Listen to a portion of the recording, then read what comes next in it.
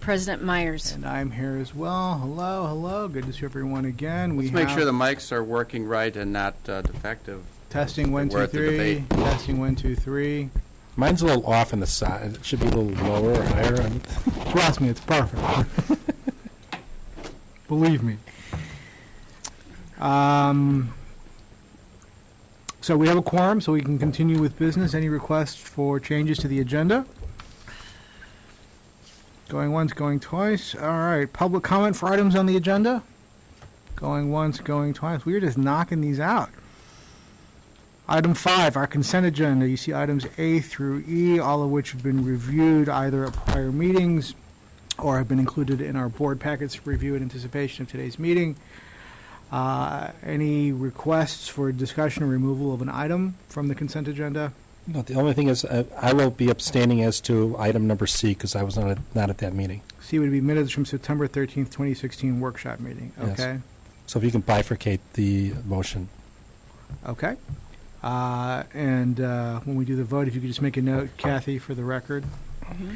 All right. Any other requests? Move approval. Let me break this into two. So before I get a second on that, could I get a motion to approve items A, B, D, and E? So move. Second. Could we call the roll? Commissioner Bernstein? Aye. Commissioner Flores-Weiskopf? Aye. Commissioner Kaplan? Aye. Vice President Rottenberg? Aye. President Myers. Aye. Those items on the consent agenda as passed. That leaves us with item C. Could I get a separate motion to approve item C on the consent So moved. agenda? Second. Could we call the roll? Commissioner Bernstein? Abstain. Commissioner Flores-Weiskopf? Aye. Commissioner Kaplan? Aye. Vice President Rottenberg? Aye. President Myers. Aye. The ayes have it. 4, 0, and 1 abstention. Motion passes. Items A through E of the consent agenda are approved. That brings us to unfinished business. First item would be our approval of an audit firm. Director Curtis. Hello, everybody. Hello.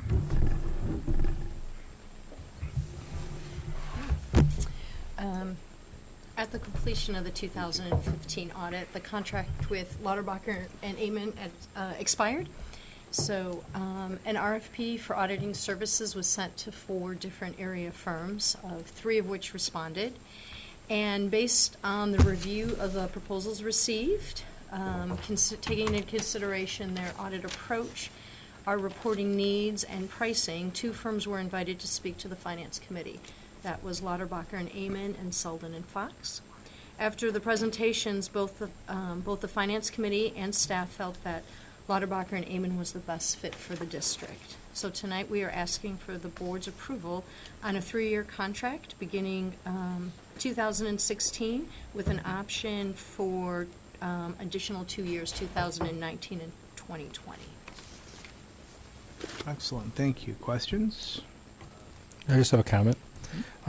Just to remind the board that this is one of the reforms that we put in place, that every couple of years we would review the audit firm to determine whether that firm, we should continue with that firm or pick or decide to go with someone else. And the reason is, the rationale behind that is that we want to make sure that there's not a situation where everyone gets too comfortable, both the finance department and also the auditor, that they overlook things. And we thought that every couple of years that we would review it, and this is the year that we did, and we had an opportunity to interview both very qualified candidates. But I believe, and President Myers was also there with regard to that. I think it was the conclusion of the Finance Committee that our existing auditors, that there's checks and balances in place, that our concerns with regard level of comfort over years would not happen.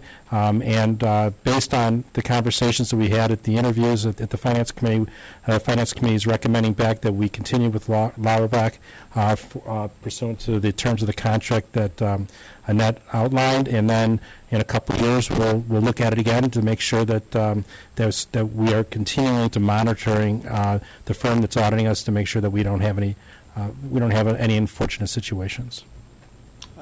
That is a good point. Just for the board's edification, we discussed this in our last workshop meeting, but just to recall, this was an involved review process Director Curtis solicited requests for proposal from a variety of auditing firms, and when it goes down, we did some live interviews with the finalists, and then based on their answer, as well as pricing structure, input from staff, the finance committee made the recommendation to maintain the relationship with Lauterbach. And I think significantly, one of the issues that we wanted to explore was whether they could continue to maintain their independence. The most critical aspect of any auditor relationship is their ability to come in and look in a unbiased and dispassionate way at our operations and tell us the good, the bad, and the ugly. Hence the notion behind our policy, revisiting it every couple of years to make sure that it's not time to get a different set of eyes. The Finance Committee was very comfortable that they continue to bring that unbiased perspective while still bringing a very high level of professionalism and efficiency. The agreement is entering into, pending your approval this evening, with the consultants, Woodhouse Tanucci Architects, Lamp Construction, and then Gaywalt Hamilton Associates. And just to provide a brief interview, or overview, not interview, thinking about the auditors. We have had a lot of conversations with our team of consultants, and subsequently we've had conversations at multiple meetings now with the Park Board regarding this type of an arrangement. And the idea is that for this project, we are working on the project with all of our consultants based on an estimated maximum price, or for simpler language, it's just not to exceed. And after going through the initial conceptual phase, we have established an estimated budget of $5,984,400 as a not to exceed for the construction of this facility. So just one of the things when we were talking at the meeting, and at the workshop meeting, there were a couple of questions that came up from the board, and the outcome of that meeting was that the board had directed Commissioner Ruttenberg to work with staff and the attorney to finalize the agreement. And a couple of things that, based on the discussions that we had, that I want to clarify tonight is, I just want to give a brief highlight of what the responsibilities of the team are. So in terms of Woodhouse Tanucci, the architect, their responsibilities are the building, planning, and design of the building.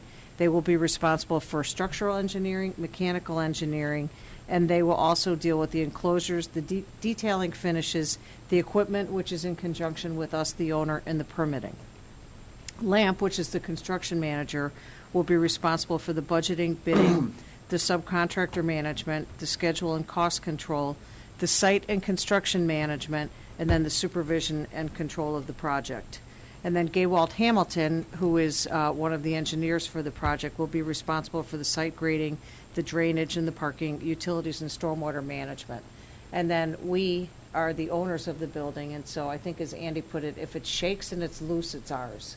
But the other thing, the one thing that we talked about too, was, as you know, we have undergone a number of, we've done our due diligence on the project, and considering the site, we've all talked about the conditions that exist where the existing golf maintenance building is, and that there is some risk in terms of what we're building into, but we believe that based on the studies that we have done in advance, that we are comfortable with. Everyone agrees we can build this building for this price. Now, one of the unique parts of this project is that because we are in a not to exceed, the fees that we have established to pay our consultants are all based on a not to exceed fee, and it's also, we're not doing a percentage. So if the cost goes up, we pay them more, and if it goes down, you don't end up paying them less. So it works out. So the fees that we have agreed on a not to exceed basis, for Lamp, who is a construction manager, for the general conditions in the pre-construction, their fee will be $336,970. They will also receive a construction management fee of $200,000. Woodhouse, the architect, will be receiving a fee of $325,000. And then Gaywalt Hamilton, who is the engineer that we talked about, they would be receiving $98,500. They play an important role in the project, but their role is really the smallest of all of the team members. And in most agreements, the engineer serves as a subcontractor to the architect, but we felt that because stormwater management and some of those issues were critical to this project, that we wanted them to be another part of the team, and they agreed to do so. So I guess the way that the agreement works is that obviously we are all a team, and I think that the benefit is that since we are all a team, we are collaborating, we're working together, and there is an incentive that is provided to the consultants that if the project comes in under budget, there's a sharing of the savings. And if the project goes over budget, there is a sharing of the expense. So to break it down, as a part of the $5.9 million budget that I talked about earlier, the Park District has two contingency line items in the budget. One is $218,320 for the design contingency, and the other is $229,240 for the construction contingency. So the goal here is that we won't spend the contingencies, that everything will go just swimmingly, and we will get the building built, we won't spend the contingencies, and then we will get to share in that savings. As a part of the agreement, all of the consultants have put forth a dollar amount that they're willing to risk in the event that the project should not come in budget. If it goes over budget, then they are willing to commit a certain amount of dollars to help pay for the overruns. So the breakdown of the risk that the consultants is putting forth is LAMP is going to risk $100,000. Woodhouse will risk $30,000, and Gaywalt Hamilton $8,000 for a total of $138,000. So the Park District is really on the line for the first $5.9 million, and then after that, if it comes in at $100,000, the consultants would make up that difference. Once we hit the mark that is beyond the $5.9 million plus the $138,000, depending upon the circumstances, the Park District would be at risk. So the biggest issue that was discussed at the board meeting, I think, was what happens if someone, if a wall falls down, and it's an error that is made that the team can say, okay, Gaywalt Hamilton, you definitely were responsible for that. You are going to have to pay for that. And those types of errors are addressed in the contract. So I know that that was a concern to the Park District, so that if someone does make an error, where are we in terms of being responsible? And so that addresses the risks that we talked about. The only other thing that I wanted to mention was that based on the contingencies that we are all putting forward, if there is a savings for the Park District, or if there's a savings on the project, the Park District share is 77%, LAMP's share is 17%, Woodhouse Tanucci is 5%, and Gaywalt Hamilton is 1%. So at the end of the day, we have reviewed the contract which you have before you, and I think another important thing to note, because we are the owner, and as the owner and a member of the team, if there are disputes, the owner has final say. So if there is a dispute and the Park District's, let's just use as an example that there's a dispute on who's at fault. The Park District determines that one of our players is at fault, and therefore they're held responsible. If that player does not agree with the decision of the Park District, we may then go to arbitrage. But as our attorney put it, we are the ones that are holding the money, and if we are not satisfied with the work, we don't pay the bills. Sounds familiar, but I'll leave that at that. So with that being said, this is a different type, this is not your typical agreement with your contractor and your architect, but I think that the thing that is one of the things that I know from past work and how this board has responded with the Rosewood project and some other projects that we've done is we like the idea of engaging in a not to exceed. We like the idea of having our consultants be paid also a not to exceed a flat fee. And from a staffing standpoint, we have worked with Gaywalt Hamilton. We have worked with Woodhouse successfully on all points. This is our first project with LAMP, the construction manager. Ironically, our attorneys have done a lot of agreements with LAMP, and we put them through the ringer in terms of an interview process. We had a team of staff. We had multiple interviews, and we are really excited about entering into this project with LAMP. Oh, bless you, along with Woodhouse and Gaywalt Hamilton. So with all of that being said, staff would recommend that the park board authorize the executive director to enter into agreement with the consultants for the project pending. The one thing that we don't have are the certificates of insurance that each party, including the park district, will have to produce. So I'm happy to take any questions that you may have, and I would also ask Commissioner Ruttenberg if there was anything that I left out. Because we've obviously worked independent a little bit in talking about all of this, so I hope I covered everything. No, the only thing I would just clarify, it's the fees to the various parties are fixed fees. They're not to exceed numbers. So we've locked in the fees to the architect, the fees to the contractor, the fees to the consultants, which gives us a degree of certainty that I think we're all looking for earlier in projects. Plus, we have, we hope, a guaranteed price for the work as of this time. And the creative feature of this integrated project delivery agreement is that not only does it align the interests of all of the partners to the project, everyone is now economically incentivized to keep it at or below budget.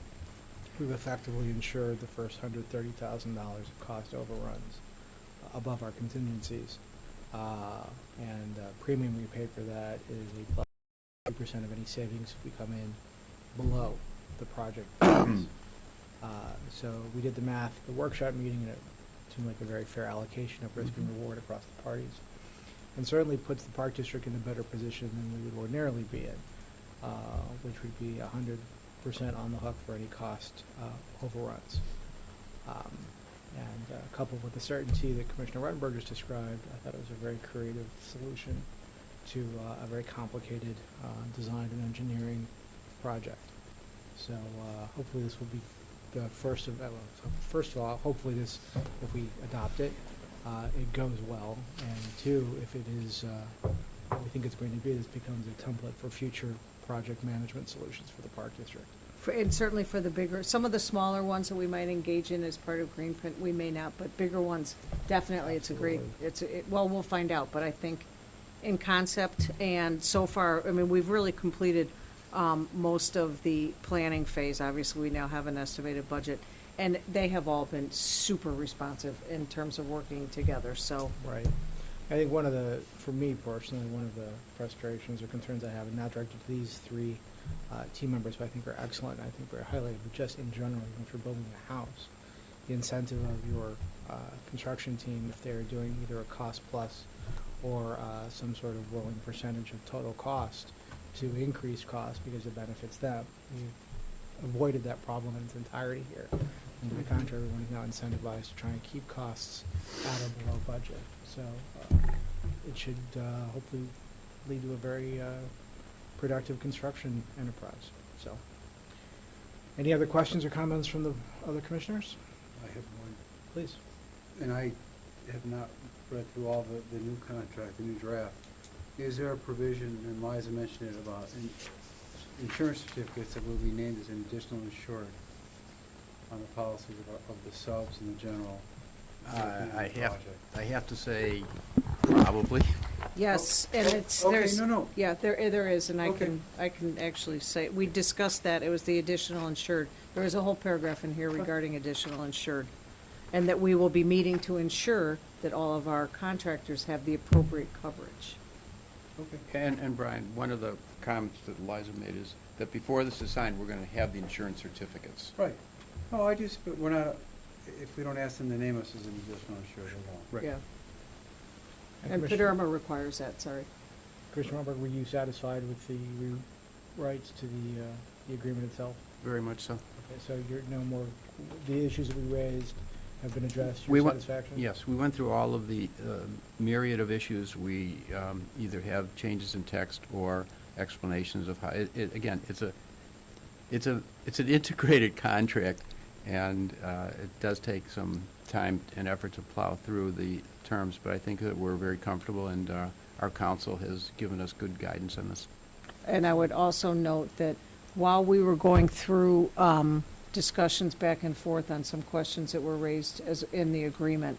We kept the consultants all in the loop so that we've all agreed to what is in the agreement so that our consultants aren't going to get this agreement and say, I can't agree to this. So we're all in agreement. So it should be done. It should be done. Excellent. Any other questions or comments? Could I get a motion to approve? I'll make the motion. Second?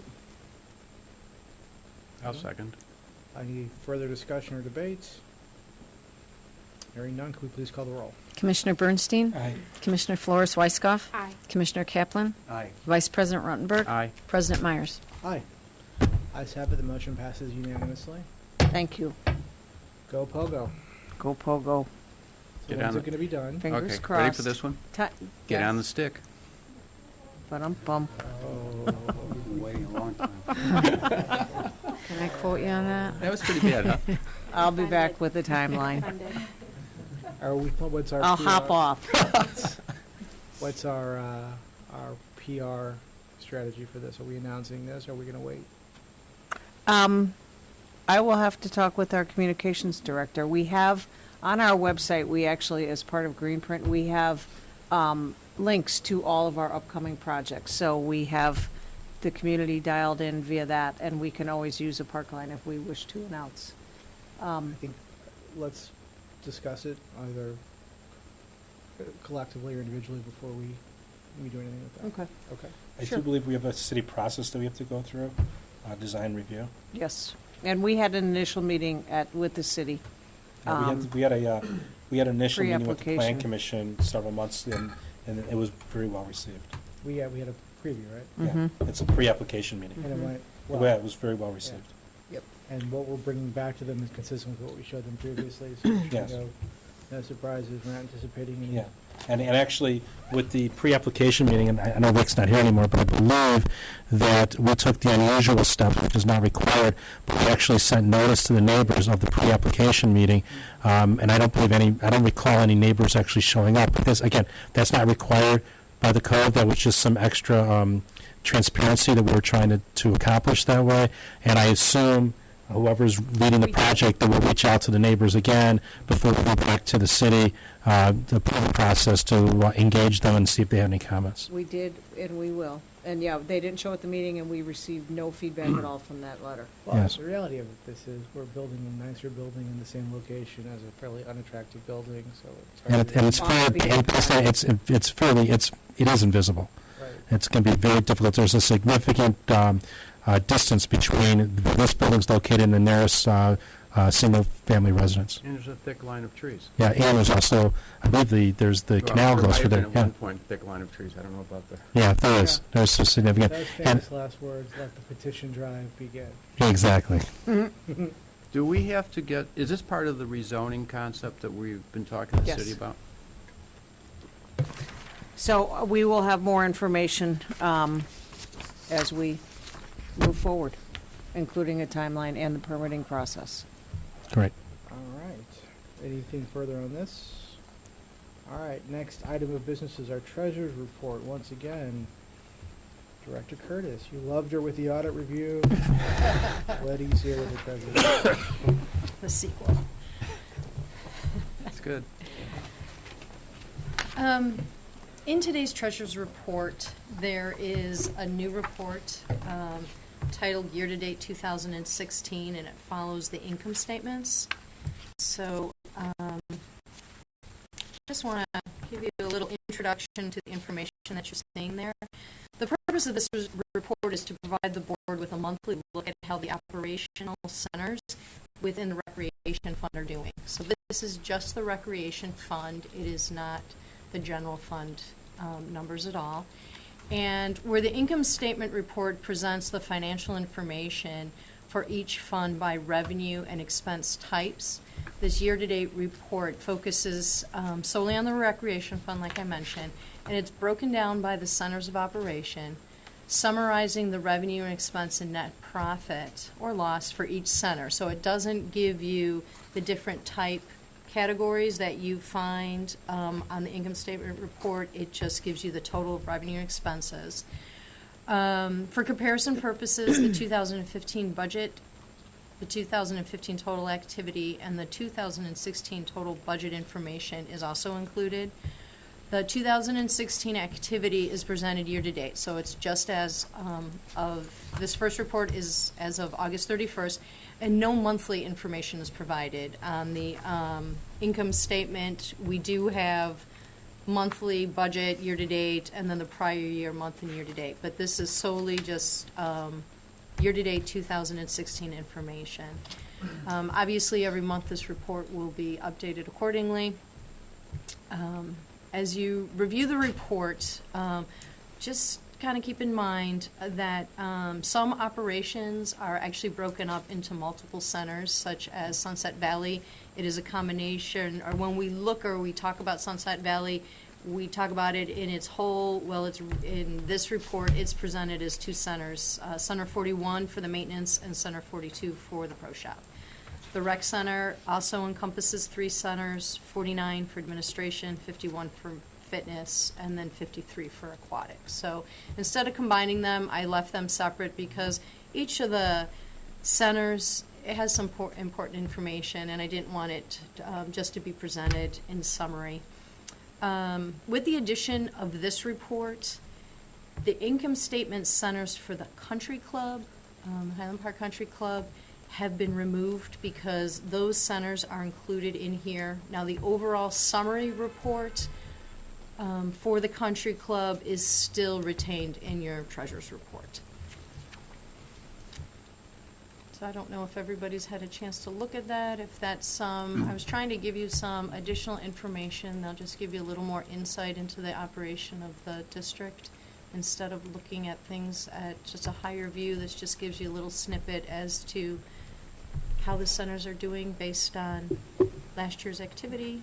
But it is the total activity for the year and then the total budget. If there's no objection, I was wondering if, since this is a new report, if we could just isolate one of the centers and just talk us through what's Sure. presented here, just as an example, so that we can Sure. appreciate it a little bit Let me better. choose camps, which is on the first page of this report. So I was looking at that one too. Okay, so camps is our Center 28, and it is, so when you hear the reports on camps, you know, we talk about our Camp Sunshine, we talk about the CYT camp, all the camps that are housed are operated from this facility, really, are included in here. So camps that are being operated for out of Heller, or the camps that are related to golf, or the camps that are related to Deer Creek, those camps are in those centers. So these camps, I guess I could say these are your traditional summer camps. And instead of listing out the revenue and expenses by each different cost center or each different type of camp we're offering, it literally is just taking all of that information, summarizing it, looking at its entirety. So for all of those camps, the revenue for the year was $823,000. It's the far right-hand column. And the expenses to date are $511. Now, are those expenses final? No, they are not. But next year, or next month, you'll see in addition there as more of the expenses come through. But it should be quieting down as we get towards the end of the year. So as of August 31st, camps overall have a profit of $311,000. Their budget was $249,000. And what is the percentage number? It's 37%. Oh, what does it mean? I'm sorry. I guess you could have read that.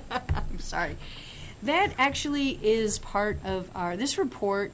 We use the same report for at the cost center level when we talk about the 30% net revenue that the programs are supposed to be using. So the functionality of this report can be done at multiple levels, and that's what this is representing, is that 30% calculation. The report was designed to automatically have that calculation in it. So I don't want to focus too much on that because our revenue policy doesn't address it at the center level. It addresses that 30% at the program level.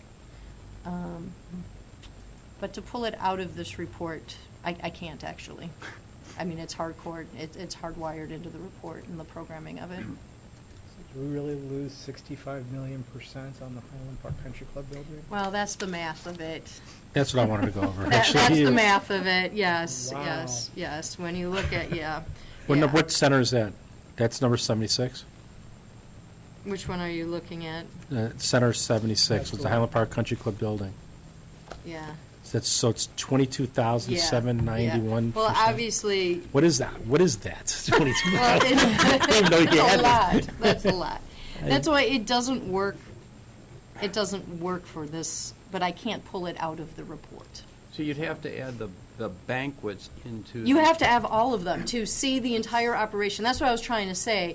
The cost centers for the country club, in order to see it, or like I said, even indoor and outdoor tennis, to see how your tennis program is doing, you have to add 55 and 56. For Sunset Valley Golf Course, you've got to add both center 41 and 42. Now, if the board would prefer to see it in summary and have me do the math on that, I'll be very happy to do that and present it to you. But I thought there might be some value, especially like in our golf course, because we talk about the maintenance side as well as the pro shop. That's part of your dialogue and how you've looked at the financial information. So I wanted to keep that here. But if it's confusing, then I will be happy to summarize those so you're only looking at the operation I mean, in I- its entirety. I could just speak for myself, but I'd like to see both if possible. So I don't, then That's fine. I'm not calculating, for example, with the country club, I'm not calculating center 72 through 78. You've already done the work for me. Actually, there's 79 Oh, here on the other 79? page. You would have been Ah, short one, yeah. Exactly. Yeah. I'll be very glad to do that. Yeah, I think if you. I feel like this was just an example Sure. trial run to see and get some feedback from you all I mean- on the report. So yes, that would be easy to do. Any of the operations that are multiple centers, I'll consolidate them. Just for a summary sheet? Okay. But I'd like to see it broken out also. I'd like to Yes, see both. I'll, Okay. I'll do You have- both. Yeah, okay. Yeah. Again, I think that this is a helpful tool because we want to get into the weeds with all of the details on the prior pages. But this is a snapshot that is much more easy to digest. Mhm. And I understand there's explanations and there's other accounting issues that have to be dealt with, but I think it's a snapshot of where we are in things. Looking at the Aqua Park, for example, we're looking at, the numbers, the revenue, the comparison. I think that's a great, and obviously there's explanations if we have a loss because of weather, but this is a snapshot. This is what I think is very helpful. Okay. Thank you. All right. Just a quick update for the 2017 budget process. Staff budget presentations to Liza and myself have been completed. Again, for me, it was very educational to have the staff really walk through their budget and their operations. Again, it gives me just more experience and it's a little more insight into everything that they are dealing with on a day-to-day basis.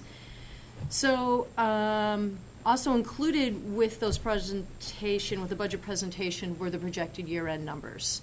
So we're kind of getting an idea of how the district will be kind of finishing for at the end of the year here.